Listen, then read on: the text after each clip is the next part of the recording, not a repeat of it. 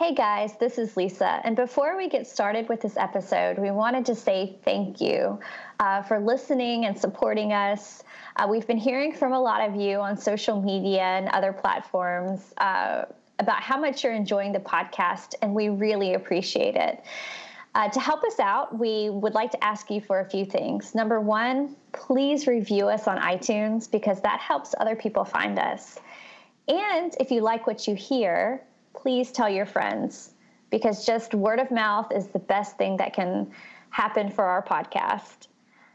We also have a Patreon set up, so you might want to check that out.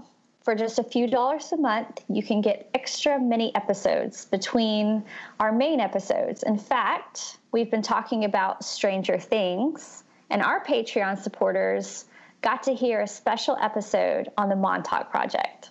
If that sounds like something that interests you, please check us out on Patreon.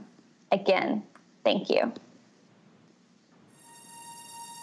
The tower, which was not supposed to be there, plunges into the earth in a place just before the black pine forest begins to give way to swamp, and then the reeds and wind-gnarled trees of the marsh flats. Beyond the marsh flats and the natural canals lies the ocean, and, a little farther down the coast, a derelict lighthouse. All of this part of the country had been abandoned for decades for reasons that are not easy to relate.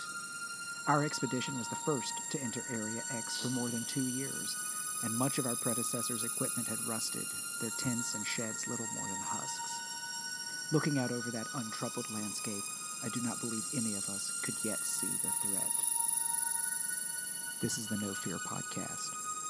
We know what scares you.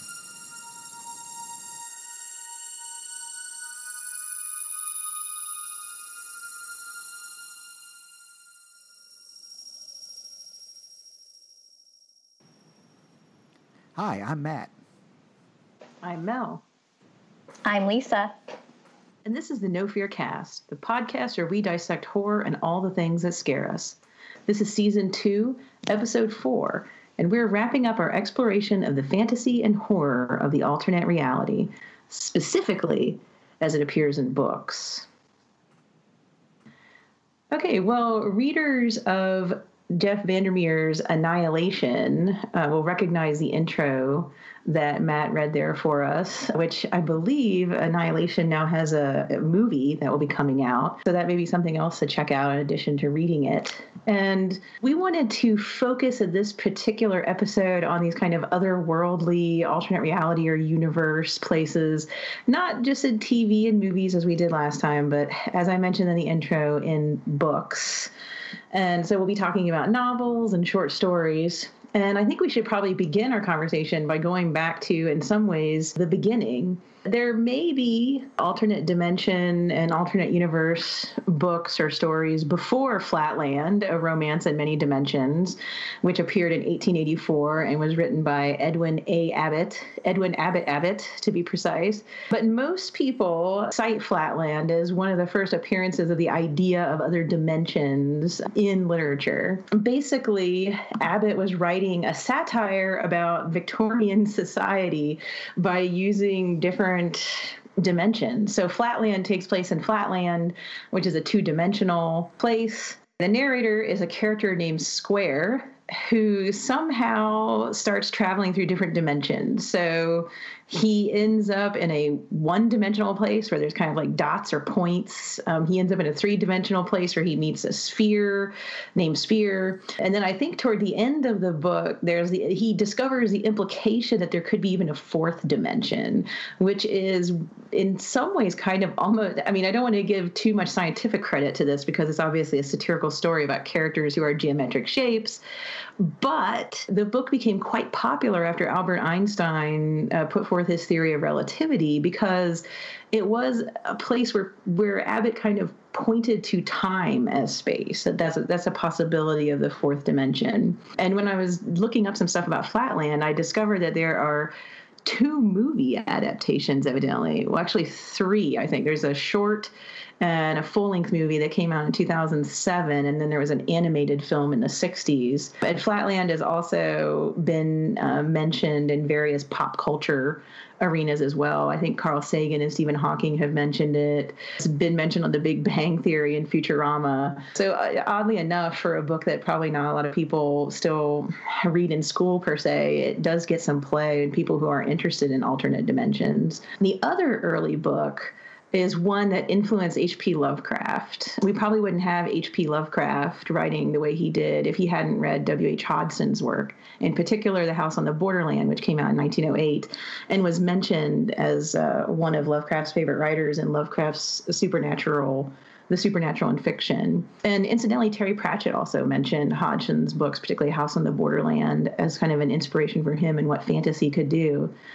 But in Hodgson's The House on the Borderland, you have this recluse who lost his one true love several years ago. He's living in this castle-like structure on like the edge of this cliff. And it's him and his dog Pepper, who, if you read the book, I'm sure you will think, just like I did, that Pepper is awesome. Pepper is probably one of the best dog characters in all of literature, I think. No matter what happens to this dude, Pepper saves him. And the sister, the guy's sister, who you'd barely see. And basically he finds out that the castle or the mansion wherever he's in is like on top of a pit full of evil swine men from hell. And that the castle itself has an alternate reality version of it, like a green castle that's elsewhere across the universe where the swine people have come from. And he has this bizarro, like trippy night when his house and the other house get kind of pulled together, and he lives like millions of years and sees everything in the universe. And spoiler, Pepper turns to dust because he can't live that long. And so the guy is then returned to the contemporary time, and then he's got to fight the ultimate swine alien thing. And so you have this kind of cosmic fear. The idea of different points in the universe can be traveled by these weird, like, ancient creatures. I mean, when you're reading this book, you could probably, think you're reading H.P. Lovecraft unless someone told you, no, this is by someone named William Hope Hodgson. And so those are a couple from the Victorian period and the Edwardian period, some of the earliest kind of mentions of alternate universes and realities. But Matt, Lisa, I think probably one of the biggest practitioners of this would have to be Lovecraft, right? I don't know, you guys want to talk a little bit about Lovecraft, maybe your favorite stories or a little bit about his Cthulhu mythos? Well, I know it's no secret that I love Lovecraft, and I know we've talked about his work in several episodes that we've done in the past, and I know that you both love Lovecraft as well, but I definitely think that he is a really good place to start a real good discussion of this idea of alternate realities because, well, like you said, you kind of hinted in talking about Hodgson and the House on the Borderland that most of Lovecraft's ideas, especially the Cthulhu mythos, are kind of based on that idea that there is that other place, like just beyond what we can see. And sometimes it's out in space, sometimes it's an alternate reality that kind of abuts onto our own, but that's where these elder gods and eldritch monsters and other sort of things that he writes about constantly seem to come from. And so, I mean, well, when we were talking about coming up with how to divvy up this series on alternate realities, and we settled on having an episode entirely devoted to literature, I mean, Lovecraft seems like the obvious choice of someone to start off with, because so much of what he's written about kind of tackles that idea. I mean, of course, he also deals with things like insanity and that unreliable narrator, but if you trust slightly the narrators in his stories, especially the Cthulhu-based ones, those, it's alternate reality, essentially, or an alternate universe. And I mean, I don't know where else to go with that, to be honest. Yeah, when you talk about Lovecraft, and I'm sure at some point we will devote a full episode just to Lovecraft, if not an episode series to Lovecraft, because it's difficult to talk about some of these things without talking about his influence. And I know that whatever we talk about in this episode, we're just going to gloss over because there are other authors and writers that we want to talk about.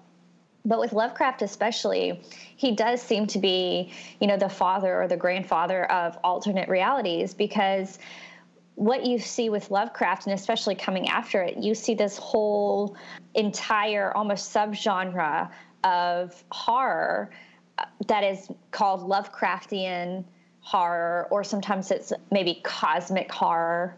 But really, when you get down to it, it's this idea that just beyond our world, there's kind of this thin veil that passes over into another dimension.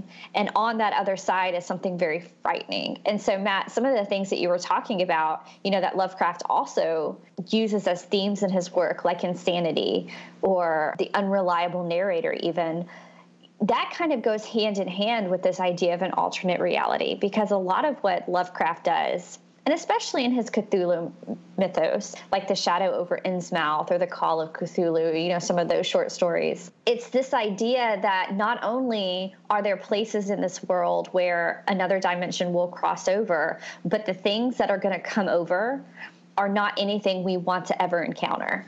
So it's never a pleasant place to go to in Lovecraft. And I think that's where a lot of this idea of cosmic horror comes from, as you start to realize how tiny and insignificant we are as humans in this greater universe, and that there are these things that are much bigger than us and that can destroy us at whim almost. And there is kind of this idea of being terrified just of what it is because it's so unexplainable and so different. Now, of course, a lot of Lovecraft's monsters that came over, we've mentioned the Cthulhu mythos, those are these monsters that he took from sea creatures, basically. I mean, Cthulhu was kind of an octopus with wings, for lack of a better term.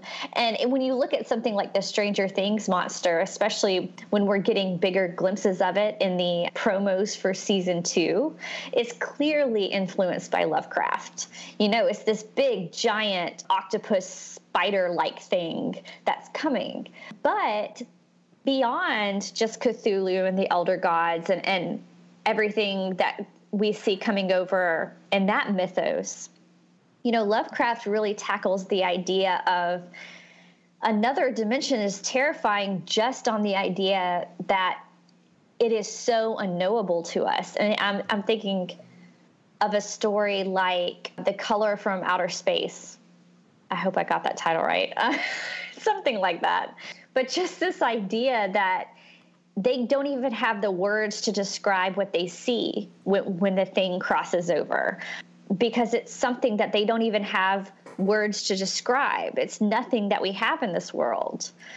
And I think that's what really gets to the bottom of what is so frightening about like a Lovecraftian horror or a cosmic horror, is this idea that we are tiny and insignificant, and we are about to come in contact with something that we don't even have the words to describe. So I think that's where he really kind of set the bar for everything that came after him. And certainly he was influenced by people like Hodgson. And also I was thinking, Mel, when you were talking about like Arthur Machen's The Great God Pan, this idea of a creature crossing over and having disastrous effects, I guess. But also kind of the idea of forbidden knowledge too, because a lot of Lovecraft stories kind of follow that idea of people who are seeking after something that they really should leave alone, and that's a big part of it too. That often I think goes along with this idea of alternate reality. It's usually people who are seeking something they shouldn't be seeking to begin with, and then they find something absolutely horrific.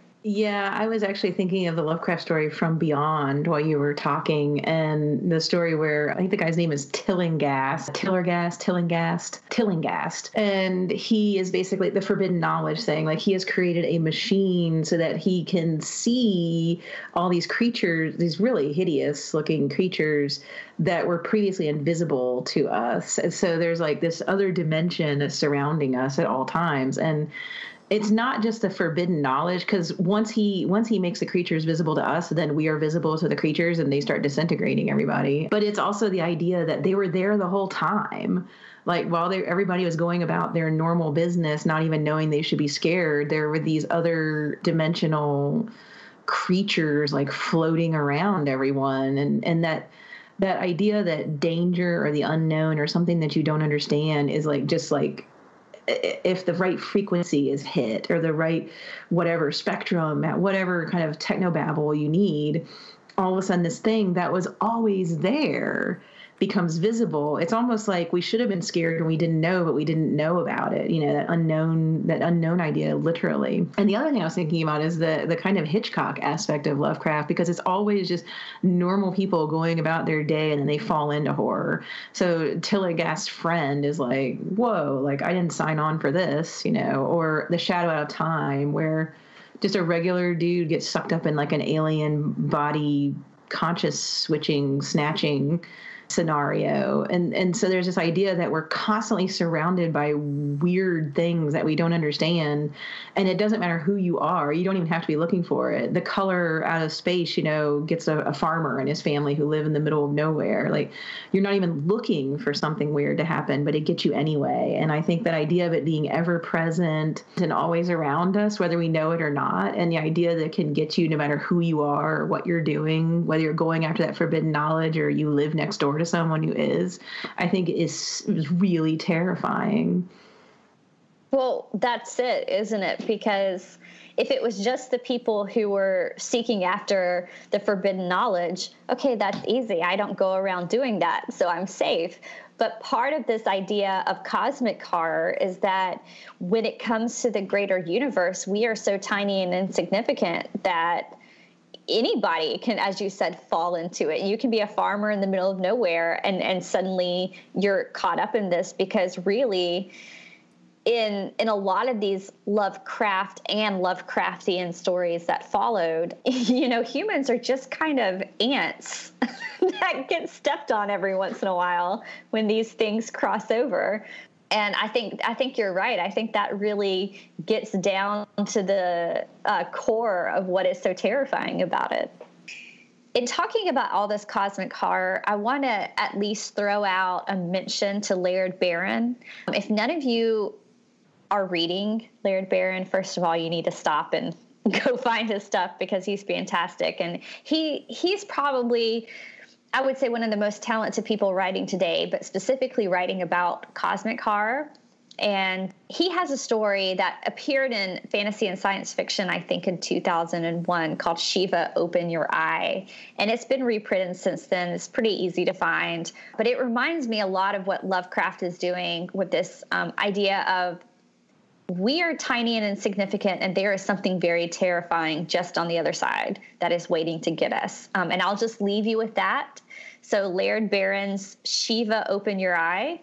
And then I feel like if we're talking about Lovecraft and we're talking about alternate realities, I'm going to go with he's the grandfather of the alternate reality, because I think there's another significant person we need to talk about, and that's Stephen King.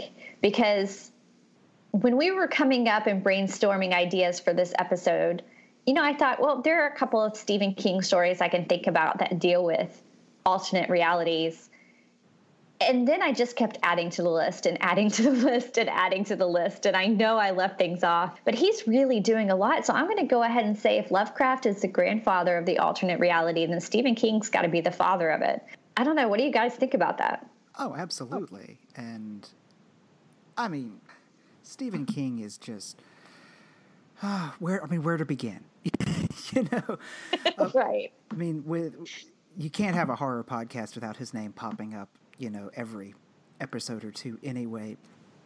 I think probably the Stephen King work that will be most familiar to people when talking about the idea of alternate realities is, of course, the Dark Tower series. And what's really interesting, I guess, about it is the movie that just came out that's sort of based on the novels, which Stephen King and the writers... I have yet to actually see the movie. I know I'm a bad fan.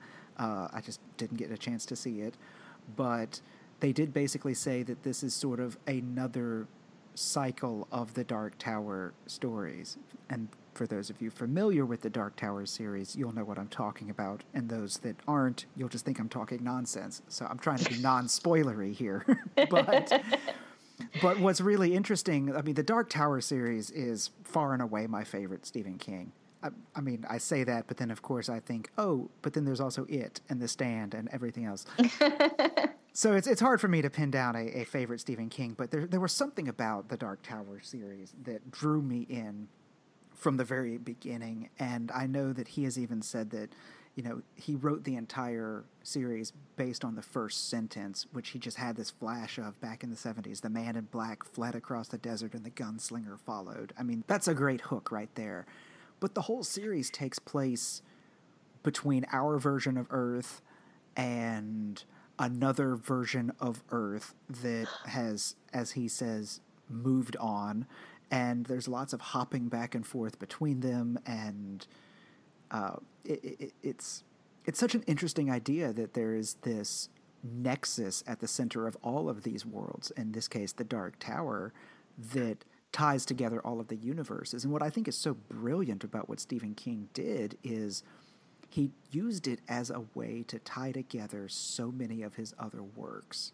And probably in ways that some he might have been planning all along, and others he thought, hey, this will fit in really well. But Randall Flagg, the villain from The Stand, returns in the Dark Tower, and other characters from other books show up in the Dark Tower series. And the Dark Tower series sort of spreads its way into other stories as well. And it's this really cool, intricate web where you can just read the 7 novels of the Dark Tower series and be fine. Or you can be like me once you got into it and go, oh, wait, there's a random short story in this collection that's about the Dark Tower. I got to read that. And, oh, I'm going to go read Insomnia because there's 5 pages out of 600 that mention the Dark Tower. I'm going to do that too. And, you can spend a lot of time exploring the alternate universe that he's created because it's so intricate. And I do feel like the ending of it was probably a little bit rushed because he did have his near-death experience, realized that he was mortal, and thus wanted to finish this magnum opus. So the last 3 books do feel a little bit more rushed, but I love the series. It's just the idea of this gunslinger and the people that are drawn to him, and how they're going back and forth between New York in the 1980s and early 90s and this other world, this mid-world as they call it. I mean, I don't know. I could just keep going on and on and on, but I'm going to stop. Lisa, do you have what do you have to say about the Dark Tower? Yeah, I'm a fan. No, what struck me as you were talking about it, because of course, I was thinking what to say about the Dark Tower. I love it because it mashes up a lot of different genres in a really fun way. It's a little bit of a Western, but it's also a little bit of a Lovecraftian cosmic horror story. And it's a little bit of a kind of adventure epic. There's a lot to like there. But as you were talking, I started thinking about how much fun it is that King almost did create an alternate reality that readers can go into, because the way his other books and stories kind of serve as touchstones or portals into that world. And so it almost gives you, probably the closest we'll ever get to experiencing an actual alternate reality is being able to kind of jump into that world suddenly when you're in another world. You're in the world of another book, and then suddenly you're in the Dark Tower universe, and then you're out of it again. And So it's a fun kind of interactive reading experience, as you said, Matt, for the fan who wants to go a little bit deeper than just reading a good story. They're fun. I don't know what else to say about them except they're just fun. Well, and I feel like too, like you said, it's a portal into this alternate reality. I also feel like it's a little bit of a portal into Stephen King's brain in a way, because you can tell that the Dark Tower series is like his darling child. Of all the things that he's written, this is the one that he loves the most. And I know that there were a lot of fan theories as he was winding up the series that, once Roland and his group get to the Dark Tower and reach the top, they're going to open the door, and behind it, Stephen King's going to be sitting there. And it's not a spoiler to say that that's not what happens. I won't tell you what does happen, but that's not what happens. But I thought about that, and I thought at first, man, that would be such a cop-out. And then I kept thinking and thought, well, it would be a cop-out, but it would be kind of cool, too, because it is kind of what we were doing, like going through this portal into Stephen King's brain and seeing how he sees things. And his version of the world is a really kind of very different place than ours. spoiler, Stephen King sees things differently than the rest of us. But, and we're happy for it. Oh yes, the world is so much better off for it. But I think too with King, I mean, this idea of alternate realities is not just the Dark Tower. I mean, he tackles it in so many other things as well, from like alternate timelines, like his recent 11/22/63, which was the Kennedy assassination one, or other ones. But I mean, he tackles these other timelines and other realities in so many of his stories that, I mean, well, Lisa, you shared with us the short story Cookie Jar, as well as a couple of other things as well. Did you want to talk about some of those?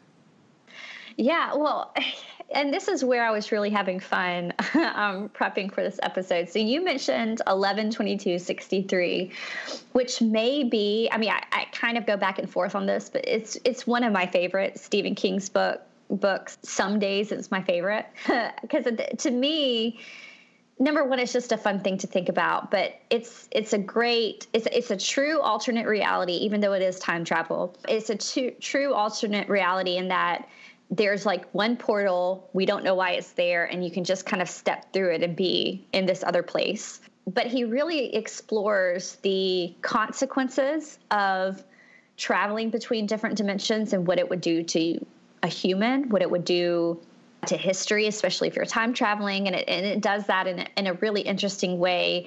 Kind of like you were talking about with the Dark Tower books, Matt. It gives you a glimpse into King's mind and kind of how he thinks and how he's working through things. But he also does it with It and Lisey's story, which that alternate reality has the greatest name ever, I think, Booyah Moon. Yeah, this short story Cookie Jar is a really interesting one to me, and that's why I sent it to you guys. I think a lot of people may not be as familiar with it as something like The Dark Tower or It, for instance. But it's this really interesting story in that, and I won't give too much away for those of you who want to go find it. Again, you can kind of like the Laird Barron story I mentioned, you can find a copy of this story pretty readily online, and it's been published in some anthologies, I think. But the story is based on this idea that there is a cookie jar that always has cookies in it.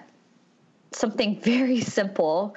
And of course, you could just imagine the mind of Stephen King is not going to allow that to just be what it is. It's not just simply a jar that always refills itself with cookies. And it's kind of this story about these brothers who go and visit their estranged mother, and she always has cookies waiting for them. But in a way, like 11/22/63, you see the effects of what living in proximity to one of these portals to another universe will do to a human person. And I don't think it's a spoiler to say that those things are never good. The effects of living near a portal or going through a portal or, time traveling or universe hopping, if that's what you want to call it, is always going to take its toll on you, and that's never going to be a good thing. And the story Cookie Jar it's not only a touching story, and this is one reason, I mean, I may be gushing here about Stephen King a little bit. He's really good at presenting just a human story. As I mentioned, this is a story about brothers kind of coming together with their estranged mother, and that's kind of a touching story in and of itself. But then he has so much fun with these tropes of science fiction and fantasy and horror, and it's interesting to see how he puts them together. I don't want to go into too many details about the story because I want people to go read it for themselves.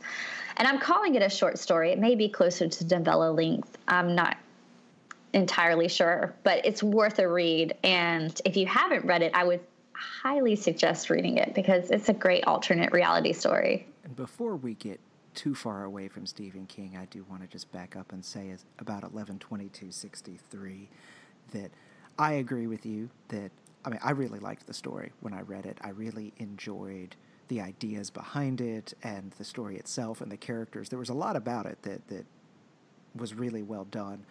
And for me, I mean, Stephen King oftentimes, in my opinion, struggles with endings of books and stories. Sometimes they're really good, sometimes they're really not good, especially if you've got a great story and he just doesn't know how to end it. I felt like 11/22/63 had one of the most satisfying best endings that he could have done. And I can tell from your reaction that you probably agree. I completely agree. Like it wasn't necessarily the ending that you, the reader, may want, but it is the best ending that it could be. And that's not going to give anything away there. But he did a very good ending with that one. And that's all I can say about that. Well, with Stephen King, kind of like Lovecraft, I know we're glossing over a whole lot. And I know in the future we will go back and we will dedicate more to him. But one of the things that is kind of frustrating about Stephen King is that his endings tend to kind of fly off the rails a lot of times. In fact, I watched that adaptation of his book, Gerald's Game, that just came out on Netflix. And people online, I guess, had watched the movie and they were fussing about the ending. And I thought, well, it's just Stephen King being Stephen King. Like, what do you expect? Like, yeah, it was a wild ending, but that's pretty par for the course. But 11/22/63 really was satisfying is a perfect word for it, because it was a heart-wrenching ending and not necessarily the one I wanted to read, but it was great. And maybe that's why I like a lot of his short stories and novellas, because I think in shorter lengths, he tends to keep the ending closer to the story. And so they don't feel that way. They don't feel the same as when you have his big epic, 800, 900 page novels where he has the room and the space to explore these kind of wild and crazy endings. Because it kind of does that a little bit too. Kind of jumps off the rails a little bit, but yeah. I've mentioned before, there's so much about Stephen King that we're not going to cover, and it's kind of killing me a little bit here, but I do want to throw in a few honorable mentions of his with alternate realities. And one is the novella which is a very strange little story that has to do with a Kindle. That's all I can say. And then another novella called N, which is about what to do when you find an alternate reality and you want to keep it closed. You want to keep that portal closed so nothing comes through. And the reason I'm bringing this up, it's been a while since I've read it, but it has recently been picked up to be adapted into a film.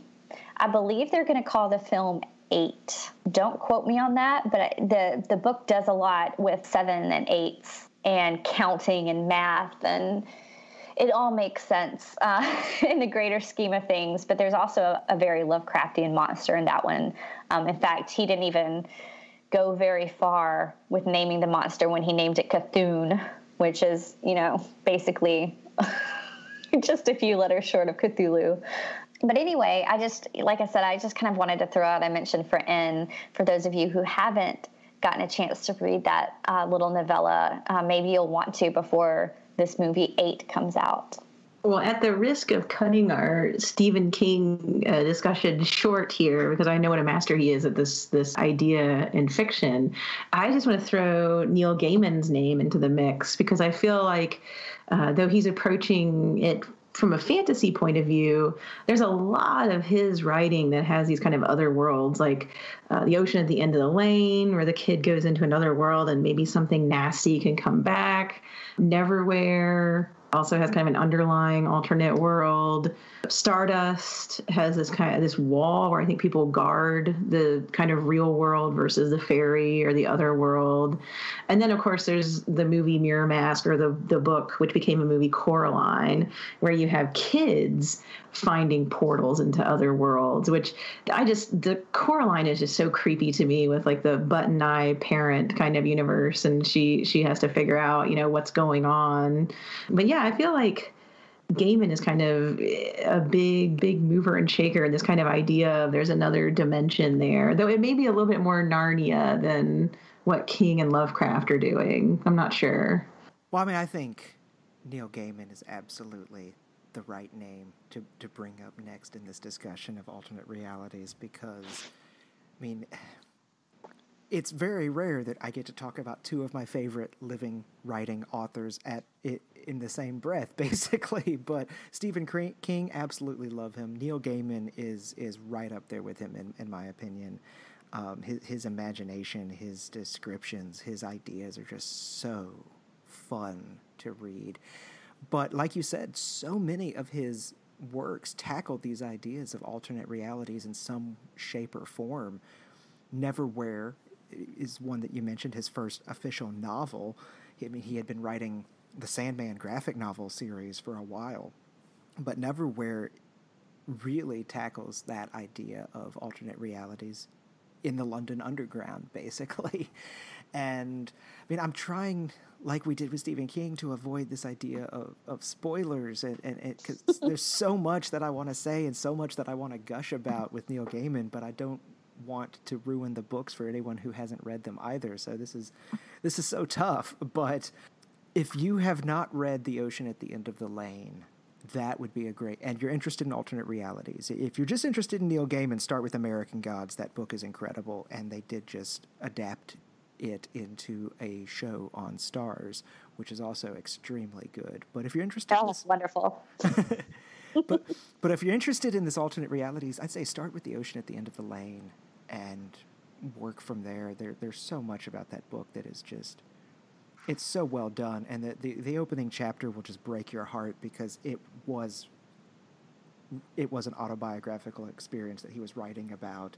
And I'm not going to say anything else there, but it will absolutely make you want to find Neil Gaiman and give him a big hug. But I mean, I just don't know what else to say about his works specifically, but they're all so good, and they're all so imaginative, and just, I would love to just sit down and have dinner with him and talk with him and just like hear him talk about how he sees the world, because he sees it in such a unique way, and these ideas that he has, that he writes about, are just so phenomenally unique. So yeah, I don't know.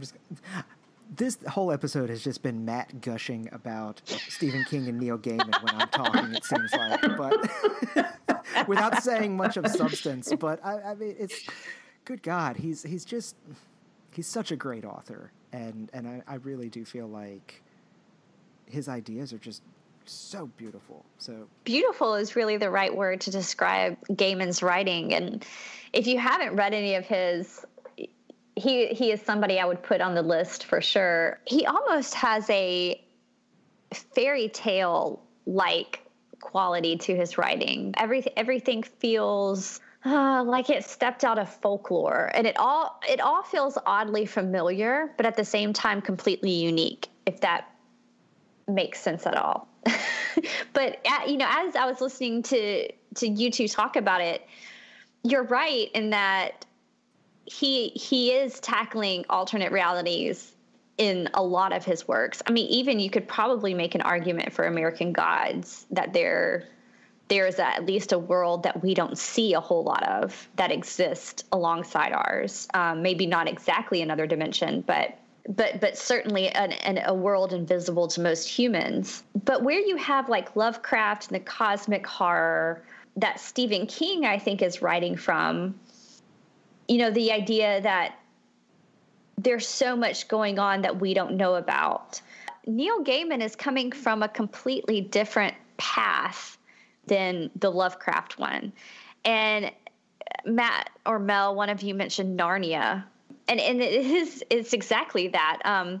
Whether you're looking at The Ocean at the End of the Lane or Coraline, his stories often involve a very sinister alternate reality, a parallel universe that exists just next to ours.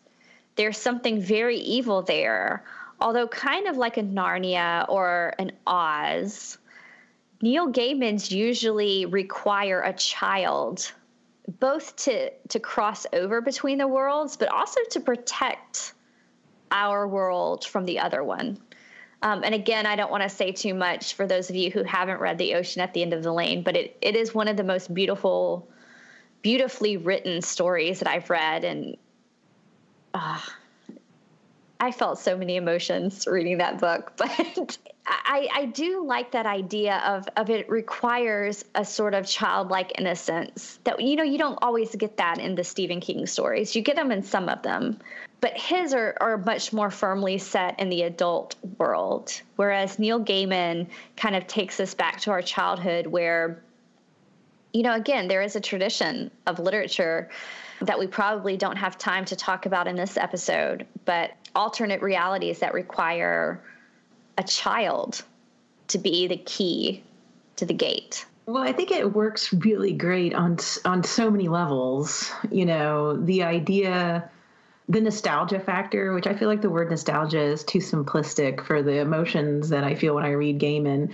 Partially, it's kind of like cuddling up in your favorite blanket, with coffee or something, reading a book you really love. Like every time I read a Neil Gaiman book, there are a few writers out there where I just read everything I can get my hands on that they wrote, because it doesn't matter what they're saying. It's like just hearing their voice and the way they describe things makes me feel like a kind of a comfort. Like, oh, Gaiman is telling me a story now, I'm going to go with it because his voice is just so likable. But the other things that kind of trail on that is the reality of the other world.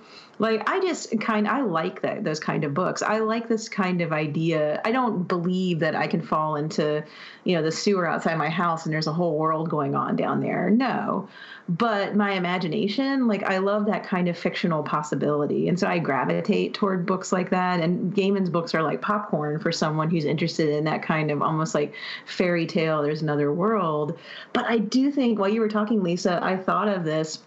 It's like he takes children seriously, too, at the same time, because he makes them be kind of heroes or young people, if you're thinking Stardust, like going on adventures. It's not safe. Terrible things can happen, so it's not, it has that aspect of older fairy tales. It's real life in a way, in a place that we would say is not real. But it also tackles things we really think about, right? Like Coraline is facing doppelgangers in a way that we've talked about before.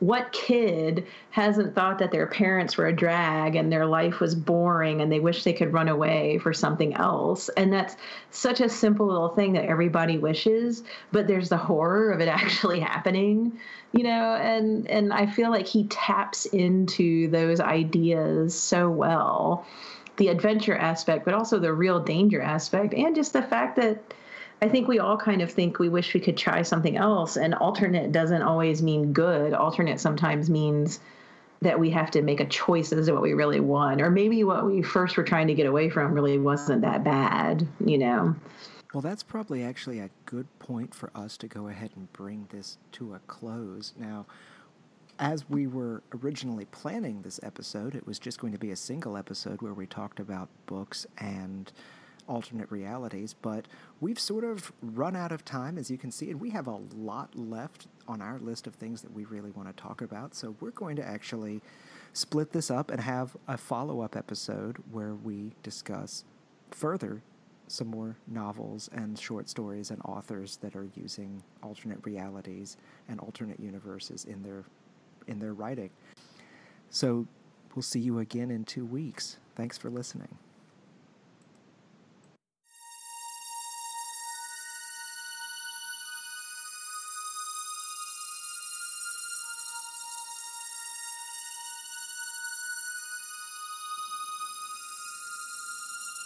This is the No Fear Podcast.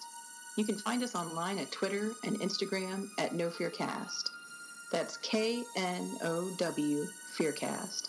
Or our website, nofearcast.com.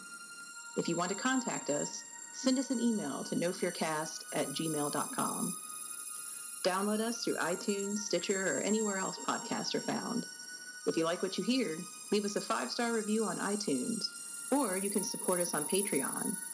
Supporters get special perks such as early access to our main episodes and exclusive mini-episodes released on the weeks in between our normal schedule, depending on the tier you choose. Even a little bit makes a big difference. The No Fear Cast. We know what scares you.